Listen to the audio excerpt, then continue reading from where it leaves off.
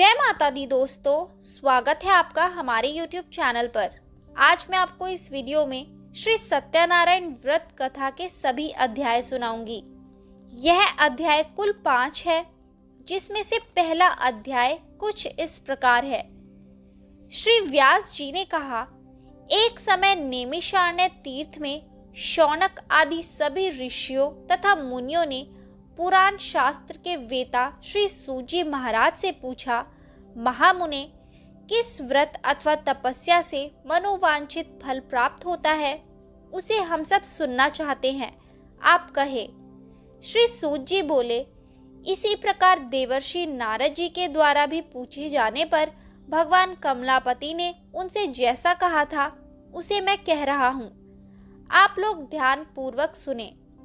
एक समय योगी नारद जी लोगों के कल्याण की कामना से विविध लोकों में भ्रमण करते हुए मृत्यु लोक में आए और यहाँ उन्होंने अपने कर्म फल के अनुसार नाना योनियों में उत्पन्न सभी प्राणियों को अनेक प्रकार के कलेश दुख भोगते हुए देखा तथा किस उपाय से इनके दुखों का सुनिश्चित रूप से नाश हो सकता है, ऐसा मन में विचार करके वे विष्णु लोक को गए। वहां 4 भुजाओं वाले शंख, चक्र, गदा, पद्मा तथा वनमाला से विभूषित शुक्ल वर्ण भगवान श्री नारायण का दर्शन कर उन देवाधिदेव की वे स्तुति करने लगे। नारद जी बोले, हे वाणी और मन से परे स्वरूप वाले, अनंत शक्ति संपन्न, आदि मध्य और अंत से रहित, निर्गुण और सकल कल्याण में गुण गणों से संपन्न, स्थावर जंगमात्मक निखिल सृष्टि प्रपंच के कारणभूत तथा भक्तों की पीड़ा नष्ट करने वाले परमात्मन, आपको नमस्कार है। स्तुति सुनने के अनंतर भगवान विष्णु जी ने नारद जी से कहा, महाभाग, आप किस प्रयोजन से यहाँ आए हैं? आपके मन में क्या है, कहिए। वह सब कुछ मैं आपको बताऊंगा। नारद जी बोले, भगवन, मृत्युलोक में अपने पाप कर्मों के द्वारा विभिन्न योनियों में उत्पन्न सभी लोग बहुत प्रकार के क्लेशों से दुखी हो रहे हैं। हे नाथ, किस लघु उपाय से उनके कष्टों का निवारण हो सकेगा? यदि आपकी मेरे ऊपर कृपा हो तो वह सब मैं सुनना चाहता हूँ, उसे बताएं। श्री भगवान ने कहा, हे वत्स, संसार के ऊपर अनुग्रह करने की इच्छा से आपने बहुत अच्छी बात पूछी है। जिस व्रत के करने से प्राणी मोह से मुक्त हो जाता है, उसे आपको बताता हूँ, सुने। हे वत्स, स्वर्ग और मृत्यु लोक में दुर्लभ भगवान सत्यनारायण का एक महान पुण्यप्रद व्रत है। आपके स्नेह के कारण इस समय मैं उसे कह रहा हूँ। अच्छी प्रकार विधि विधान से भगवान सत्यनारायण व्रत करके मनुष्य शीघ्र ही सुख प्राप्त कर परलोक में मोक्ष प्राप्त कर सकता है। भगवान की ऐसी वाणी सुनकर नारद मुनि ने कहा, प्रभु, इस व्रत को करने का फल क्या है? इसका विधान क्या है? इस व्रत को किसने किया और इसे कब करना चाहिए? यह सब विस्तार पूर्वक बताइए। श्री भगवान ने कहा, यह सत्यनारायण व्रत दुख शोक आदि का शमन करने वाला, धन धान्य की वृद्धि करने वाला, सौभाग्य और संतान देने वाला तथा सर्वत्र विजय प्राप्त करने वाला है। जिस किसी भी दिन भक्ति और श्रद्धा से सम्मिलित होकर मनुष्य ब्राह्मणों और बंधु बांधवों के साथ धर्म में तत्पर होकर सायंकाल भगवान सत्यनारायण की पूजा करे, नैवेद्य के रूप में उत्तम कोटि के भोजनीय पदार्थ को सवाया मात्र में भक्ति पूर्वक अर्पित करना चाहिए। केले के फल, घी, दूध, गेहूं और चूर्ण अथवा गेहूं के चूर्ण के अभाव में साठी चावल का चूर्ण, शक्कर या गुड़, यह सब भक्ष्य सामग्री सवाया मात्र में एकत्र कर निवेदित करनी चाहिए। बंधु बांधवों के साथ श्री सत्यनारायण भगवान की कथा सुनकर ब्राह्मणों को दक्षिणा देनी चाहिए। तदंतर बंधु बांधवों के साथ ब्राह्मणों को भोजन कराना चाहिए। भक्ति पूर्वक प्रसाद ग्रहण करके नृत्य गीत आदि का आयोजन करना चाहिए। तदंतर भगवान सत्यनारायण का स्मरण करते हुए अपने घर जाना चाहिए। ऐसा करने से मनुष्यों की अभिलाषा अवश्य पूर्ण होती है। विशेष रूप से कलयुग में पृथ्वी लोक में यह सबसे छोटा सा उपाय है। आइए अब करते हैं दूसरा अध्याय प्रारंभ। श्री सूत जी बोले, हे द्विजो, अब मैं पुनः पूर्व काल में जिसने सत्यनारायण व्रत को किया था उसे भली भांति विस्तार पूर्वक कहूंगा। रमणीय काशी नामक नगर में कोई अत्यंत निर्धन ब्राह्मण रहता था। भूख और प्यास से व्याकुल होकर वह प्रतिदिन पृथ्वी पर भटकता रहता था। ब्राह्मण प्रिय भगवान ने उस दुखी ब्राह्मण को देखकर वृद्ध ब्राह्मण का रूप धारण करके उस द्विज से आदर पूर्वक पूछा, हे विप्र, प्रतिदिन अत्यंत दुखी होकर तुम किस लिए पृथ्वी पर भ्रमण करते रहते हो? हे द्विज श्रेष्ठ, यह सब बतलाओ, मैं सुनना चाहता हूँ। ब्राह्मण बोला, प्रभो, मैं अत्यंत दरिद्र ब्राह्मण हूँ और भिक्षा के लिए ही पृथ्वी पर घूम रहा हूँ। यदि मेरी इस दरिद्रता को दूर करने का आप कोई उपाय जानते हो तो कृपा पूर्वक बतलाइए। वृद्ध ब्राह्मण बोला, हे ब्राह्मण देव, सत्यनारायण भगवान विष्णु अभिष्ट फल को देने वाले हैं। हे विप्र, तुम उनका उत्तम व्रत करो, जिसे करने से मनुष्य सभी दुखों से मुक्त हो जाता है। व्रत के विधान को भी ब्राह्मण से यत्न पूर्वक कहकर वृद्ध ब्राह्मण रूपधारी भगवान विष्णु वहीं पर अंतर ध्यान हो गए। वृद्ध ब्राह्मण ने जैसा कहा है उस व्रत को अच्छी प्रकार से वैसे ही करूंगा। यह सोचते हुए उस ब्राह्मण को रात में नींद नहीं आई। अगले दिन प्रातःकाल उठकर सत्यनारायण का व्रत करूंगा, ऐसा संकल्प करके वह ब्राह्मण भिक्षा के लिए चल पड़ा। उस दिन ब्राह्मण को भिक्षा में बहुत सा धन प्राप्त हुआ। उसी धन से उसने बंधु बांधवों के साथ भगवान सत्यनारायण का व्रत किया। इस व्रत के प्रभाव से वह श्रेष्ठ ब्राह्मण सभी दुखों से मुक्त होकर समस्त संपत्तियों से संपन्न हो गया। उस दिन से लेकर प्रत्येक महीने उसने यह व्रत किया। इस प्रकार भगवान सत्यनारायण के इस व्रत को करके वह श्रेष्ठ ब्राह्मण सभी पापों से मुक्त हो गया और उसने दुर्लभ मोक्ष पद को प्राप्त किया।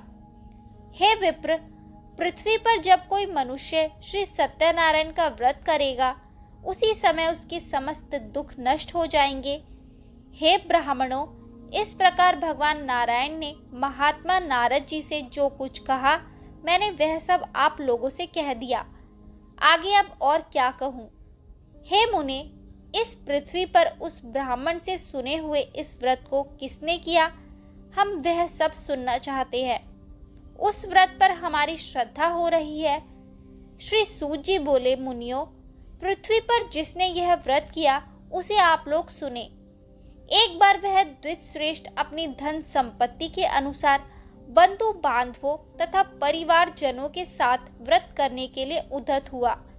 इसी बीच एक लकड़हारा वहां आया और लकड़ी बाहर रखकर उस ब्राह्मण के घर गया। प्यास से व्याकुल वह उस ब्राह्मण को व्रत करता हुआ देख प्रणाम करके उससे बोला, प्रभो, आप यह क्या कर रहे हैं? इसके करने से किस फल की प्राप्ति होती है?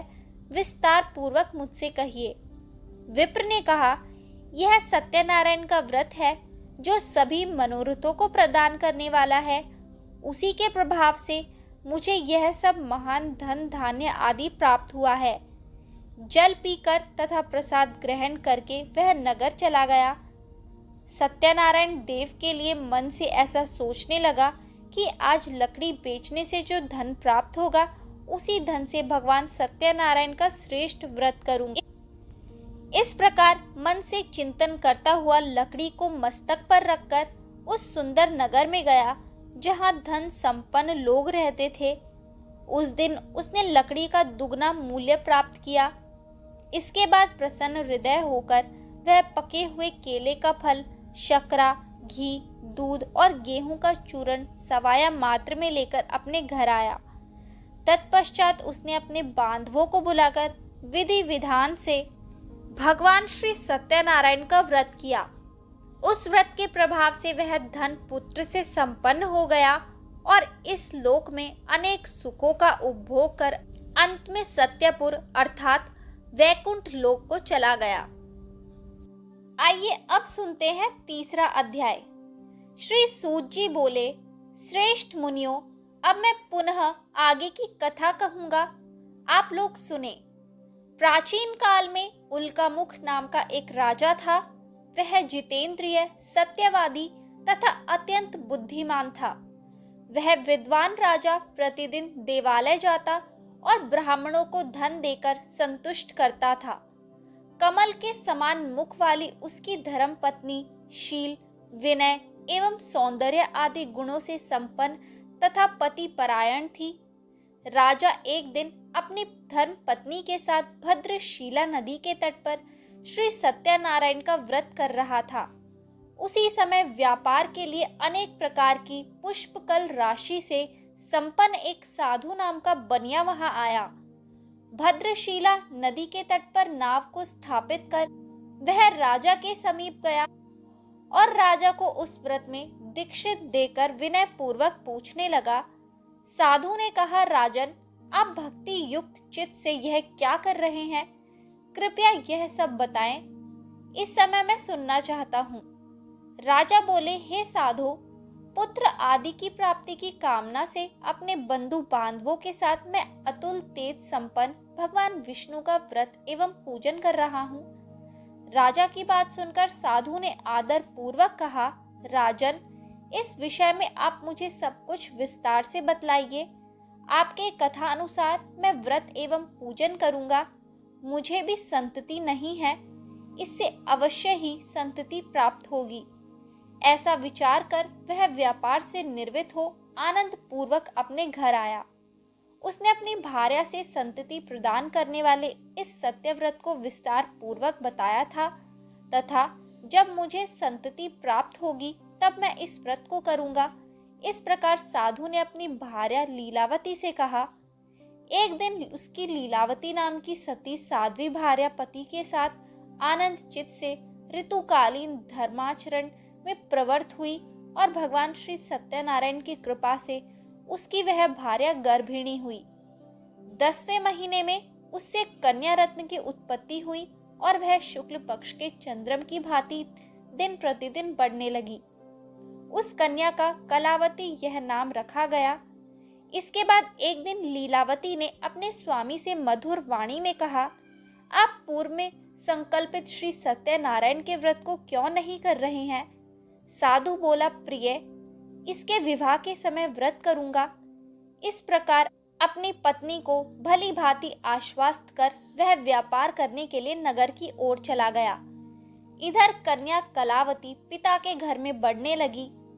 तदंतर धर्मज्ञ साधु ने नगर में सखियों के साथ क्रीड़ा करती हुई अपनी कन्या को विवाह योग्य देखकर आपस में मंत्रणा करके कन्या विवाह के लिए श्रेष्ठ वर का अन्वेषण करो, ऐसा दूत से कहकर शीघ्र ही उसे भेज दिया। उसकी आज्ञा प्राप्त करके दूत कांचन नामक नगर में गया और वहां से एक वणिक का पुत्र लेकर आया। उस साधु ने उस वणिक के पुत्र को सुंदर और गुणों से संपन्न देखकर अपनी जाति के लोगों तथा बंधु बांधवों के साथ संतुष्ट चित्त हो विधि विधान से वणिक पुत्र के हाथ में कन्या का दान कर दिया। उस समय वह साधु बनिया दुर्भाग्यवश भगवान का वह उत्तम व्रत भूल गया। पूर्व संकल्प के अनुसार विवाह के समय में व्रत न करने के कारण भगवान उस पर रुष्ट हो गए। कुछ समय के पश्चात अपने व्यापार कर्म में कुशल वह साधु बनिया काल की प्रेरणा से अपने दामाद के साथ व्यापार करने के लिए समुद्र के समीप स्थित रत्न सारपुर नामक सुंदर नगर में गया और अपने श्री संपन्न दामाद के साथ वहां व्यापार करने लगा। उसके बाद वे दोनों राजा चंद्रकेतु के रमणीय उस नगर में गए। उसी समय भगवान श्री सत्यनारायण ने उसे भ्रष्ट प्रतिज्ञ देखकर इसे दारुण, कठिन और महान दुख प्राप्त होगा यह श्राप दे दिया। एक दिन एक चोर राजा चंद्रकेतु के धन को चुराकर वहीं आया जहां दोनों वणिक स्थित थे। वह अपने पीछे दौड़ते हुए दूतों को देखकर भयभीत चित्त से धन वहीं छोड़कर शीघ्र ही छिप गया। इसके बाद राजा के दूत वहां आ गए जहां वह साधु वणिक था। वहां राजा के धन को देखकर वे दूत उन दोनों वणिक पुत्रों को बांध कर ले आए और हर्ष पूर्वक दौड़ते हुए राजा से बोले, प्रभो, हम 2 चोर पकड़ लाए हैं, इन्हें देखकर आप आज्ञा दे। राजा की आज्ञा से दोनों शीघ्र ही दृढ़ता पूर्वक बांधकर बिना विचार किए महान कारागार में डाल दिए गए। भगवान सत्यदेव की माया से किसी ने उन दोनों की बात नहीं सुनी और राजा चंद्रकेतु ने उन दोनों का धन भी ले लिया। भगवान के शाप से वणिक के घर में उसकी भार्या भी अत्यंत दुखित हो गई और उनके घर में सारा का सारा जो धन था वह चोर ने चुरा लिया। लीलावती शारीरिक तथा मानसिक पीड़ाओं से युक्त, भूख और प्यास से दुखी हो अन्न की चिंता से दर दर भटकने लगी। कलावती कन्या भी भोजन के लिए इधर उधर प्रतिदिन घूमने लगी। एक दिन भूख से पीड़ित कलावती एक ब्राह्मण के घर गई। वहां जाकर उसने श्री सत्यनारायण के व्रत पूजन को देखा। वहां बैठकर उसने कथा सुनी और वरदान मांगा। उसके बाद प्रसाद ग्रहण करके वह कुछ रात होने पर घर आई। माता ने कलावती कन्या से प्रेम पूर्वक पूछा, पुत्री, रात में तू कहाँ रुक गई थी? तुम्हारे मन में क्या है? कलावती कन्या ने तुरंत माता से कहा, माँ, मैंने एक ब्राह्मण के घर में मनोरथ प्रदान करने वाला व्रत देखा है। कन्या की उस बात को सुनकर वह वणिक की भार्या व्रत करने को उद्यत हुई और प्रसन्न मन से उस साध्वी ने बंधु बांधवों के साथ भगवान श्री सत्यनारायण का व्रत किया तथा इस प्रकार प्रार्थना की, भगवान, आप हमारे पति एवं जमाता के अपराध को क्षमा करें, वे दोनों अपने घर शीघ्र आ जाएं। इस व्रत से भगवान सत्यनारायण पुनः संतुष्ट हो गए तथा उन्होंने नृपश्रेष्ठ चंद्रकेतु को स्वप्न दिखाया और स्वप्न में कहा, नृपश्रेष्ठ, प्रातःकाल दोनों वणिकों को छोड़ दो और वह सारा धन भी दे दो जो तुमने उनसे इस समय ले लिया है, अन्यथा राज्य, धन एवं पुत्र सहित तुम्हारा सर्वनाश कर दूंगा। राजा से स्वप्न में ऐसा कहकर भगवान सत्यनारायण अंतर्ध्यान हो गए। इसके बाद प्रातःकाल राजा ने अपने सभासदों के साथ सभा में बैठकर अपना स्वप्न लोगों को बताया और कहा, दोनों बंदी वणिक पुत्रों को शीघ्र ही मुक्त कर दो। राजा की ऐसी बात सुनकर वे राजपुरुष दोनों महाजनों को बंद मुक्त करके राजा के सामने लाकर विनय पूर्वक बोले, महाराज, बेड़ी बंधन से मुक्त करके दोनों वणिक पुत्र लाए गए हैं। इसके बाद दोनों महाजन नृपश्रेष्ठ चंद्रकेतु को प्रणाम करके अपने पूर्व वृतांत का स्मरण करते हुए भय विहीन हो गए और कुछ बोल न सके। राजा ने वणिक पुत्रों को देखकर आदर पूर्वक कहा, आप लोगों को प्रारब्धवश यह महान दुख प्राप्त हुआ है, इस समय अब कोई भय नहीं है। ऐसा कहकर उनकी बेड़ी खुलवाकर क्षौर कर्म आदि कराया। राजा ने वस्त्र अलंकार देकर उन दोनों वणिक पुत्रों को संतुष्ट किया तथा सामने बुलाकर वाणी द्वारा अत्यधिक आनंदित किया। पहले जो धन लिया था उसे दुगना करके दिया। उसके बाद राजा ने पुनः उनसे कहा, साधो, अब आप अपने घर को जाएं। राजा को प्रणाम करके आपकी कृपा से हम जा रहे हैं। ऐसा कहकर उन दोनों महावेशों ने अपने घर की ओर प्रस्थान किया। अब मैं आपको चौथा अध्याय सुनाऊंगी। श्री सूत जी बोले, साधु बनिया मंगलाचरण कर और ब्राह्मणों को धन देकर अपने नगर के लिए चल पड़ा। साधु के कुछ दूर जाने पर भगवान सत्यनारायण की उसकी सत्यता की परीक्षा के विषय में जिज्ञासा हुई। साधु, तुम्हारी नाव में क्या भरा है? तब धन के मद में चूर दोनों महाजनों ने अवहेलना पूर्वक हंसते हुए कहा, दंडिन, क्यों पूछ रहे हो? क्या कुछ द्रव्य लेने की इच्छा है? हमारी नाव में तो लता और पत्ते आदि भरे हैं। ऐसी निष्ठुर वाणी सुनकर तुम्हारी बात सच हो जाए, ऐसा कहकर दंडी सन्यासी का रूप धारण किए हुए भगवान कुछ दूर जाकर समुद्र के समीप बैठ गए। दंडी के चले जाने पर नित्य क्रिया करने के पश्चात उतराई हुई अर्थात जल में ऊपर की ओर उठी हुई नौका को देखकर साधु अत्यंत आश्चर्य में पड़ गया और नाव में लता और पत्ते आदि देखकर मूर्छित हो गया और पृथ्वी पर गिर पड़ा। सचेत होने पर वणिक पुत्र चिंतित हो गया। तब उसके दामाद ने इस प्रकार कहा, आप शोक क्यों करते हैं? दंडी ने श्राप दे दिया है। इस स्थिति में वे ही चाहे तो सब कुछ कर सकते हैं, इसमें संशय नहीं है। अतः उन्हीं की शरण में हम चले, वही मन की इच्छा पूर्ण होगी। दामाद की बात सुनकर वह साधु बनिया उनके पास गया और वहां दंडी को देखकर उसने भक्ति पूर्वक उन्हें प्रणाम किया तथा आदर पूर्वक कहने लगा, आपके सम्मुख मैंने जो कुछ कहा है, असत्य भाषण रूप अपराध किया है, आप मेरे उस अपराध को क्षमा करें। ऐसा कहकर बारंबार प्रणाम करके वह महान शोक से आकुल हो गया। दंडी ने उसे रोता हुआ देखकर कहा, हे मूर्ख, रो मत, मेरी बात सुनो। मेरी पूजा से उदासीन होने के कारण तथा मेरी आज्ञा से ही तुमने बारंबार दुख प्राप्त किया है। भगवान की ऐसी वाणी सुनकर वह उनकी स्तुति करने लगा। साधु ने कहा, हे प्रभु, यह आश्चर्य की बात है कि आपकी माया से मोहित होने के कारण ब्रह्मा आदि देवता भी आपके गुणों और रूपों को यथावत रूप से नहीं जान पाते। फिर मैं मूर्ख आपकी माया से मोहित होने के कारण कैसे जान सकता हूँ? आप प्रसन्न हो, मैं अपनी धन संपत्ति के अनुसार आपकी पूजा करूँगा। मैं आपकी शरण में आया हूँ। मेरा जो नौका में स्थित पूरा धन था, उसकी तथा मेरी रक्षा करे। उस बनिया की भक्ति युक्त वाणी सुनकर भगवान जनार्दन संतुष्ट हो गए। भगवान हरि उसे अभिष्ट वर प्रदान करके वहीं अंतर्ध्यान हो गए। उसके बाद वह साधु अपनी नौका में चढ़ा और उसे धन धान्य से परिपूर्ण देखकर भगवान सत्यदेव की कृपा से हमारा मनोरथ सफल हो गया। ऐसा कहकर स्वजनों के साथ उसने भगवान की विधिवत पूजा की। भगवान श्री सत्यनारायण की कृपा से वह आनंद से परिपूर्ण हो गया और नाव को प्रयत्न पूर्वक संभालकर उसने अपने देश के लिए प्रस्थान किया। साधु बनिया ने अपने दामाद से कहा, वह देखो, मेरी रत्नपुरी नगरी दिखाई दे रही है। इसके बाद उसने अपने धन के रक्षक दूत को अपने आगमन का समाचार देने के लिए अपनी नगरी में भेजा। उसके बाद उस दूत ने नगर में जाकर साधु की भार्या को देख हाथ जोड़कर प्रणाम किया तथा उसके लिए अभिष्ट बात कही।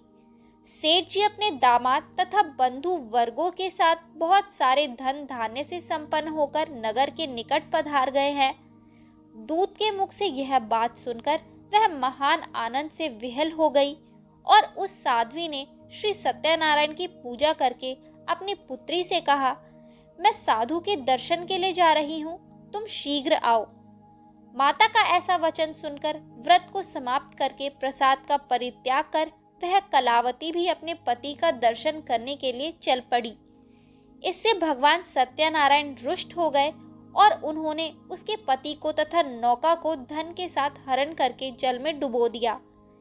इसके बाद कलावती कन्या अपने पति को न देख महान शोक से रुदन करती हुई पृथ्वी पर गिर पड़ी। नाव का अदर्शन तथा कन्या को अत्यंत दुखी देख भयभीत मन से साधु बनिया ने सोचा, यह क्या आश्चर्य हो गया। नाव का संचालन करने वाले भी सभी चिंतित हो गए। तदंतर वह लीलावती भी कन्या को देखकर विहल हो गई और अत्यंत दुख से विलाप करती हुई अपने पति से इस प्रकार बोली, अभी अभी नौका के साथ वह कैसे अलिक्षित हो गया। न जाने किस देवता की उपेक्षा से वह नौका हरण कर ली गई, अथवा श्री सत्यनारायण का महात्म्य कौन जान सकता है। ऐसा कहकर वह स्वजनों के साथ विलाप करने लगी और कलावती कन्या को गोद में लेकर रोने लगी। कलावती कन्या भी अपने पति के नष्ट हो जाने पर दुखी हो गई और पति की पादुका लेकर उनका अनुगमन करने के लिए उसने मन में निश्चय किया। कन्या के इस प्रकार के आचरण को देख भार्या सहित वह धर्मज्ञ साधु बनिया अत्यंत शोक संतप्त हो गया और सोचने लगा, या तो भगवान सत्यनारायण ने यह अपहरण किया है अथवा हम सभी भगवान सत्यदेव की माया से मोहित हो गए हैं। अपनी धन शक्ति के अनुसार मैं भगवान श्री सत्यनारायण की पूजा करूंगा। सभी को बुलाकर इस प्रकार कहकर उसने अपने मन की इच्छा प्रकट की और बारंबार भगवान सत्यदेव को दंडवत प्रणाम किया। इससे दोनों के परिपालक भगवान सत्यदेव प्रसन्न हो गए। भक्त वत्सल भगवान ने कृपा पूर्वक कहा, तुम्हारी कन्या प्रसाद छोड़कर अपने पति को देखने चली आई है। निश्चय ही इसी कारण उसका पति अदृश्य हो गया है। यदि घर जाकर प्रसाद ग्रहण करके वह पुनः आए तो हे साधु बनिया, तुम्हारी पुत्री पति को प्राप्त करेगी, इसमें संशय नहीं है। कन्या कलावती भी आकाश मंडल में ऐसी वाणी सुनकर शीघ्र ही घर गई और उसने प्रसाद ग्रहण किया। पुनः आकर स्वजनों तथा अपने पति को देखा। तब कलावती कन्या ने अपने पिता से कहा, अब तो घर चले, विलंब क्यों कर रहे हैं। कन्या की वह बात सुनकर वणिक पुत्र संतुष्ट हो गया और विधि विधान से भगवान सत्यनारायण का पूजन करके धन तथा बंधु बांधवों के साथ अपने घर गया। तदंतर पूर्णिमा तथा संक्रांति पर्वों पर भगवान सत्यनारायण का पूजन करते हुए इस लोक में सुख भोग कर अंत में वह सत्यपुर वैकुंठ लोक में चला गया। आइए अब सुनते हैं 5वां अध्याय। श्री सूत जी बोले, श्रेष्ठ मुनियों, अब इसके बाद मैं दूसरी कथा कहूंगा, आप लोग सुने। अपनी प्रजा का पालन करने में तत्पर तुंगध्वज नामक एक राजा था। उसने सत्यदेव के प्रसाद का परित्याग करके दुख प्राप्त किया। एक बार वह वन में जाकर और वहां बहुत से पशुओं को मारकर वट वृक्ष के नीचे आया। वहां उसने देखा कि गोपगण बंधु बांधवों के साथ संतुष्ट होकर भक्ति पूर्वक भगवान सत्यदेव की पूजा कर रहे हैं। राजा यह देखकर भी अहंकारवश न तो वहां गया और न उसे भगवान सत्यनारायण को प्रणाम किया। पूजन के बाद सभी गोपगण भगवान का प्रसाद राजा के समीप रखकर वहां से लौट आए और इच्छा अनुसार उन सभी ने भगवान का प्रसाद ग्रहण किया। इधर राजा को प्रसाद का परित्याग करने से बहुत दुख हुआ। उसका संपूर्ण धन धान्य एवं सभी 100 पुत्र नष्ट हो गए। राजा ने मन में यह निश्चय किया कि अवश्य ही भगवान सत्यनारायण ने हमारा नाश कर दिया है, इसलिए मुझे वहां जाना चाहिए जहां श्री सत्यनारायण का पूजन हो रहा था। ऐसा मन में निश्चय करके वह राजा गोप गणों के समीप गया और उसने गोप गणों के साथ भक्ति श्रद्धा से युक्त होकर विधि पूर्वक भगवान सत्यदेव की पूजा की। भगवान सत्यदेव की कृपा से वह पुनः धन और पुत्रों से संपन्न हो गया तथा इस लोक में सभी सुखों का उपभोग कर अंत में सत्यपुर वैकुंठ लोक को प्राप्त हुआ। श्री सूत जी कहते हैं, जो व्यक्ति इस परम दुर्लभ श्री सत्यनारायण के व्रत को करता है और पुण्यमयी तथा फल प्रदायिनी भगवान की कथा को भक्ति युक्त होकर सुनता है, उसे भगवान सत्यनारायण की कृपा से धन धान्य आदि की प्राप्ति होती है। दरिद्र धनवान हो जाता है, बंधन में पड़ा हुआ बंधन से मुक्त हो जाता है, डरा हुआ व्यक्ति भय मुक्त हो जाता है। यह सत्य बात है, इसमें संशय नहीं है। इस लोक में वह सभी इप्सित फलों को भोग प्राप्त करके अंत में सत्यपुर वैकुंठ लोक को जाता है। हे ब्राह्मणों, इस प्रकार मैंने आप लोगों से भगवान सत्यनारायण के व्रत को कहा, जिसे करके मनुष्य सभी दुखों से मुक्त हो जाता है।